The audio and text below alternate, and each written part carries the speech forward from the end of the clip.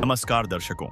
नए वर्ष की शुरुआत के साथ ही पूरे विश्व में 1 जनवरी को नया साल मनाया गया।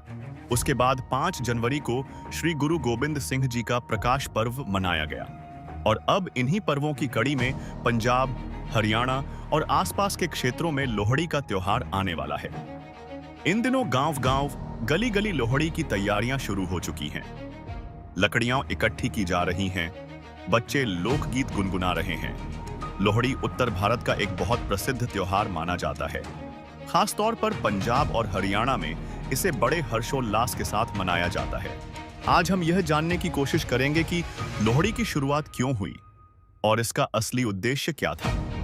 लोहड़ी का इतिहास एक प्रसिद्ध पंजाबी लोकगीत से जुड़ा है, जिसे ओ सुंदर मुंदरिये तेरा कौन बिचारा ओ दुल्ला भट्टी वाला सुंदर मुंदरिये कहा जाता है। इस लोकगीत में दुल्ला भट्टी नाम के एक व्यक्ति का जिक्र आता है।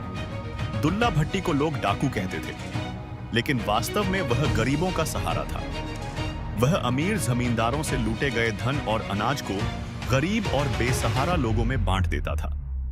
कहा जाता है कि एक समय सुंदरी और मुंदरी नाम की 2 अनाथ बहनें थीं, जिन्हें उनके रिश्तेदार जबरदस्ती एक जमींदार को बेचने वाले थे। जब दुल्ला भट्टी को इस अन्याय का पता चला, तो उसने उन दोनों बहनों को उस जुल्म से छुड़ाया। लोहड़ी की रात आग जलाकर उनका विवाह करवाया और शक्कर डालकर उन्हें विदा किया। यह घटना सिर्फ एक कथा नहीं थी, बल्कि इंसानियत की एक मिसाल थी। इसी याद में लोगों ने उस दिन आग जलाकर इंसानियत को याद किया। यहीं से लोहड़ी की परंपरा शुरू हुई। अगर इस कथा को ध्यान से समझा जाए तो साफ ही पता चलता है कि लोहड़ी का उद्देश्य किसी देवी देवता की पूजा करना या किसी लाभ की प्राप्ति नहीं था। इसका असली उद्देश्य था कमजोर की रक्षा करना, अन्याय के खिलाफ खड़ा होना और समाज में इंसानियत को जीवित रखना। लोहड़ी आज सिर्फ आग और रस्म बनकर रह गई है।